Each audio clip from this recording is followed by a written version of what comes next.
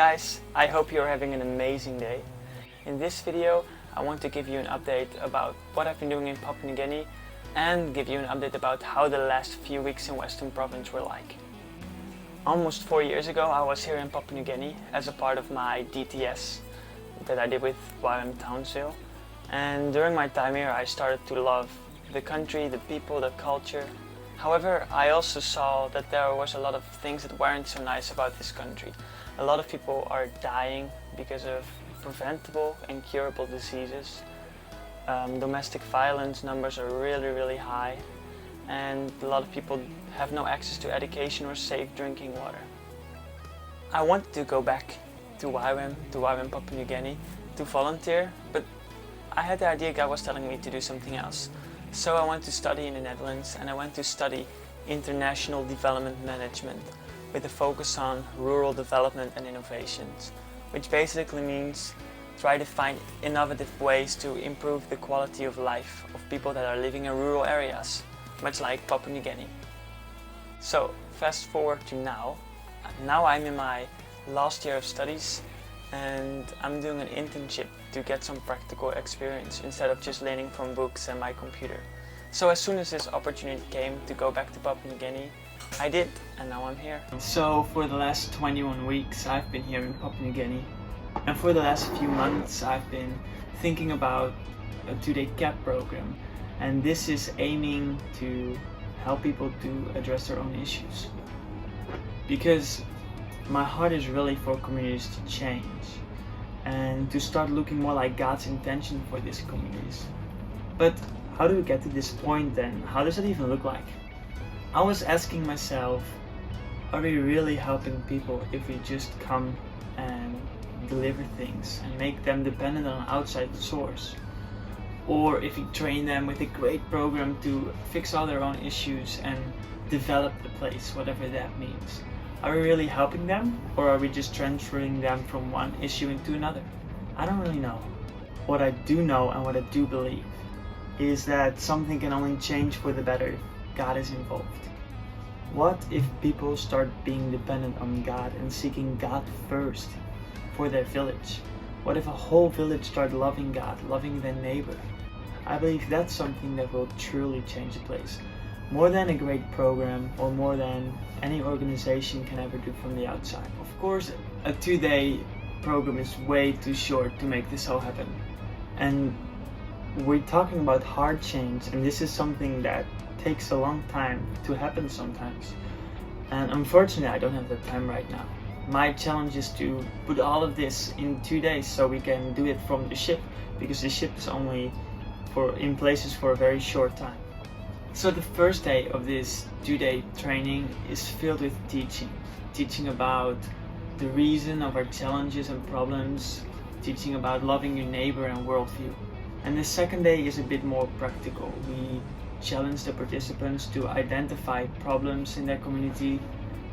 We challenge them to pray and ask God to show them His intention for their village.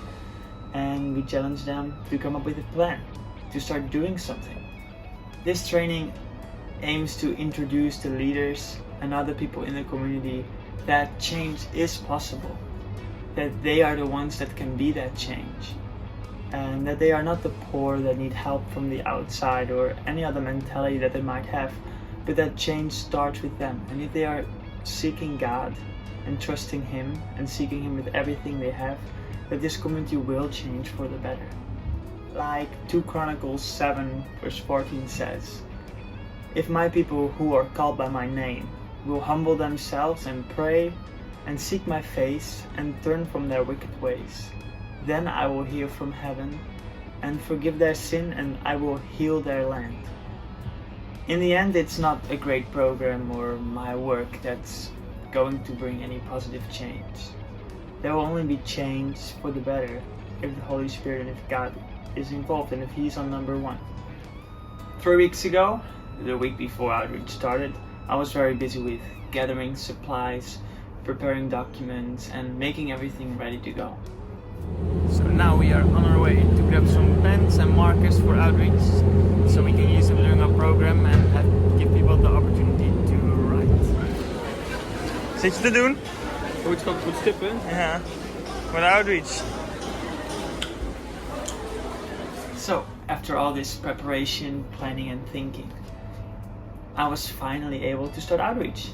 The other volunteers, they arrived and we sailed to Western Province from Port Moresby. And the team that stayed behind in Port Moresby, they waved us goodbye with flags and had a big celebration. And off we went. To prepare for the training and outreach, we only had a weekend together, me and the other volunteers in my team. And in this weekend we had orientation, we learned about some practicalities in the schedule of the ship, and I had to take the volunteers through the program and the idea of what we were going to do. And they had to prepare that, so that's quite a short time to do all of this, and that was quite challenging, but it went really well. And something else that was also quite challenging is that I was a clinic leader, but I had no idea what was expected from me because I was not able to go through the normal clinic leader days that you have in advance. So I was thrown a bit in the deep there, and it went really well, but it definitely brought some challenges with it.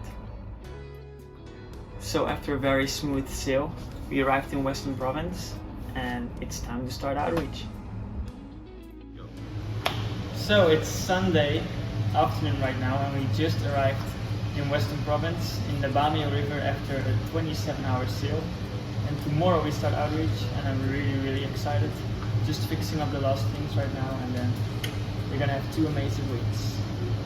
See ya later.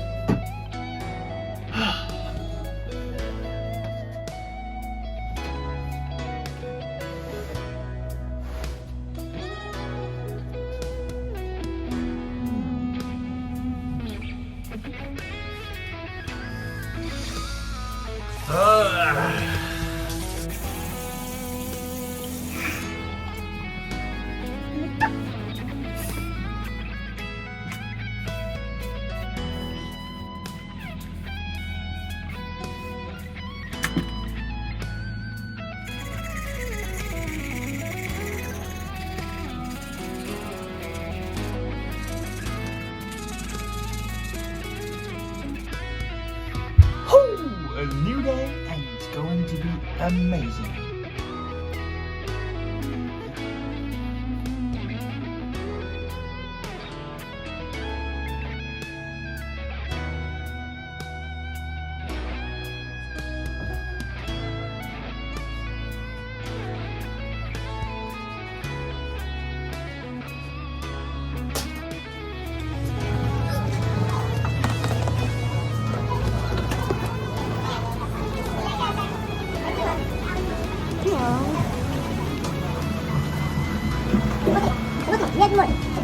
Hi, Lucas! Hey. Hey! Ready for today? Hey! Hey! Come on, Lucas! Nice. Nice. And then I'm coming back and then taking the team off the rip on it. Thank you. Are you excited, Yeah. Epsilon? Yeah. Oh man, am I excited? Is that even a Are you question, excited? Lucas? Come on. I already took one. Welcome, Albert.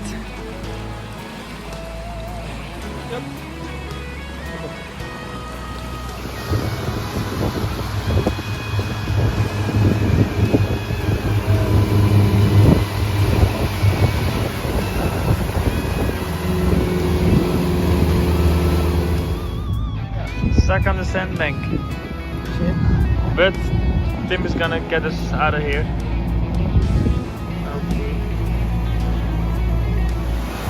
This is really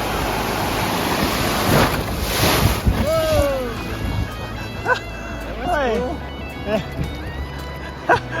Another way. Wow. Oh, look at that. That's the second way. Morning.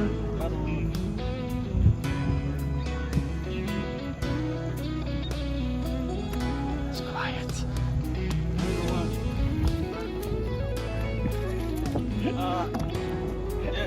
Yeah, you're on it. Don't worry, Albert. Got you. Okay.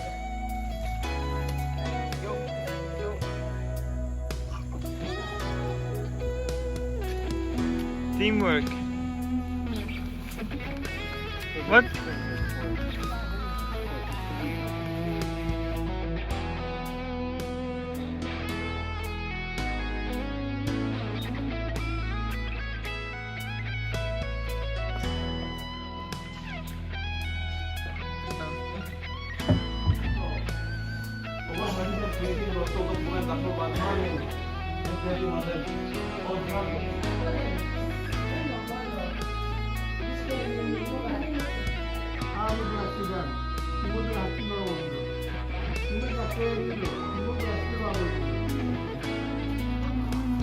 Nice.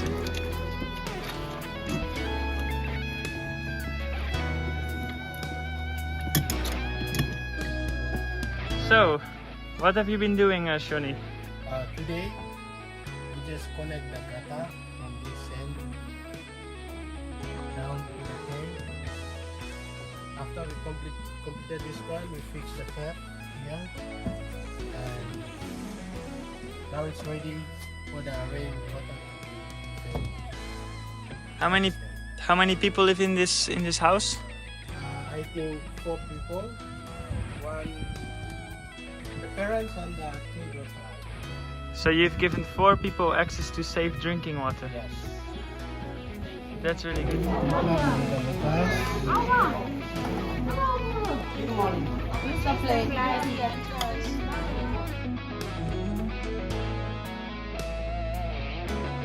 Share food. Yes.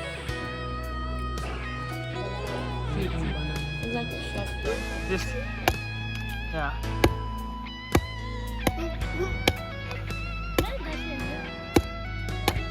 Oh, yeah, yeah.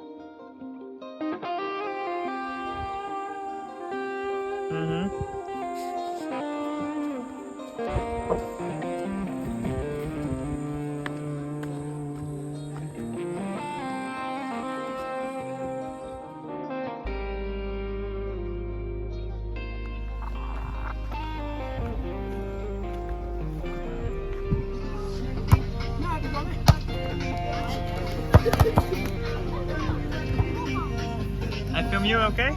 Is it okay if I film you?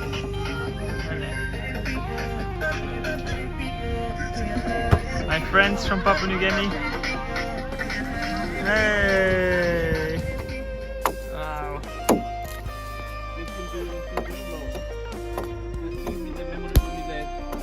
Yes. That's nice. I will show.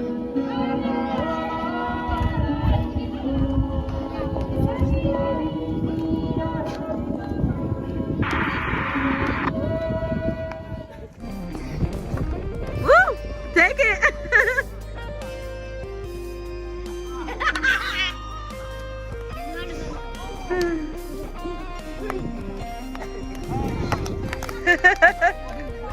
Okay, let's go, let's go.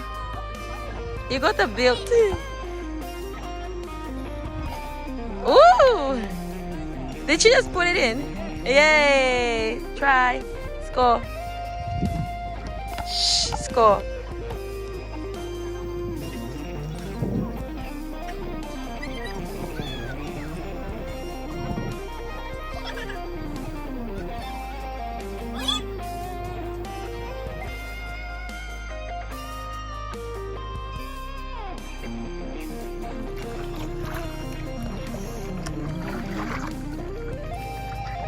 Oh, thank you. Yabo! Thank you! Bye! Esso!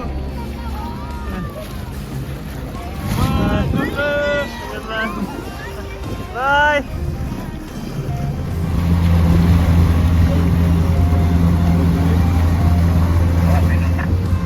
leadership after a day of clinics or camp.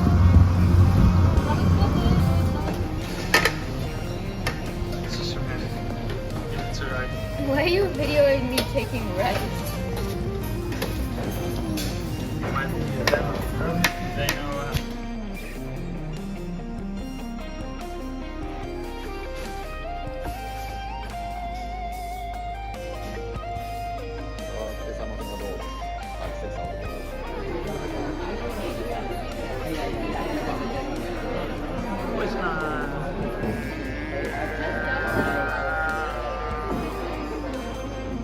So in the last 2 weeks of outreach, we were able to do CAP in 3 villages, and we saw a total of 120 people attend, of which 18 were key leaders. Because this was the first time that we did this 2-day training, there's a lot of things that we wanted to change and adjust, and it's far from perfect. But the most important thing is to have this program rooted in prayer, to listen to the Holy Spirit and to follow His lead. We found that every village is different, and in some villages we need to talk about a certain topic a bit more than the other village, and we had to let go of our plans, and it was okay because these moments often resulted in beautiful moments of restoration and relationship building. We've seen many results that were unexpected and promising for the future. In one of the villages we saw around 25 people, including some of the key leaders, recommit their lives to Christ and wanting to learn what it means to have a relationship with Him and learn how to love like Him. And we gave them some homework at the end of the day to do at least one thing to love their neighbor. The next day when we came back, we heard some amazing stories about people that paddled all the way to another island to grab some food, got back home, cook it and give it to their neighbor with nothing. And another man, he gave his noodles that he normally sells for money, he gave them away for free to people that had nothing to eat that day. Later we heard that after the training, people gathered together in that village to clean up the whole village, and people also started building toilets at their houses. In another village, the teacher had left because of an incident, and when we came, the village did not have a teacher, so the children could not go to school. And they said they were waiting for a new teacher to come about maybe next year. And after our training, they decided to go to that teacher to apologize, and they were expecting him to return sooner so the children could go to school again. Another plan that village made is to repair an old unsafe bridge that they had in the village. It was unsafe for elderly people to cross over to the other side of the village. At first, they blamed the village leader for misusing his money and not investing in community projects, but after the training, they realized that they are the ones that can do something, and they made some plans to start building a new and solid bridge. On our first day in the village, we heard a lot of stories about witchcraft that is very present in this village. And during the training, we were really able to shine light in this area and to speak truth and to address the fear that people were living in. Also, they gave us the opportunity to pray one-on-one for all the leaders in the village, which was also a really good moment. In another village, we were not able to spend a day in advance, and we noticed that there was way less interest in the program. It seems like the participants, they didn't really get what we were trying to say. And the Holy Spirit pointed out the example of washing feet to one of our team members because we were talking about loving your neighbor. He asked for a bucket of water and started washing all the feet of the men that were present. And after this, he challenged the men to start washing the feet of the women that were there. This was a really moment of breakthrough because in that village most people are Mormon, and often women are not really valued in that context. And it was really breaking something free to see men humbling themselves and serving the women. So looking back to the last 2 weeks of outreach, I can definitely say has been an amazing, challenging and stretching 2 weeks. I never expected to see so many results in just 2 weeks, but I also did not expect to see so many challenges. So at the moment I'm putting together all of the information that I learned in the last 2 weeks and try to combine it and make it in such a way that someone else can take that and further develop and improve it. Because I really believe that this program is something that could contribute to sustainable change, and if it's done in the right way, of course, if God's in the center of it all, and if He's put first, I believe this can contribute to sustainable change in the villages, in the rural areas of Papua New Guinea. In a few weeks from now, I'll be flying back to the Netherlands from PNG, and that will wrap up my time here in Papua New Guinea.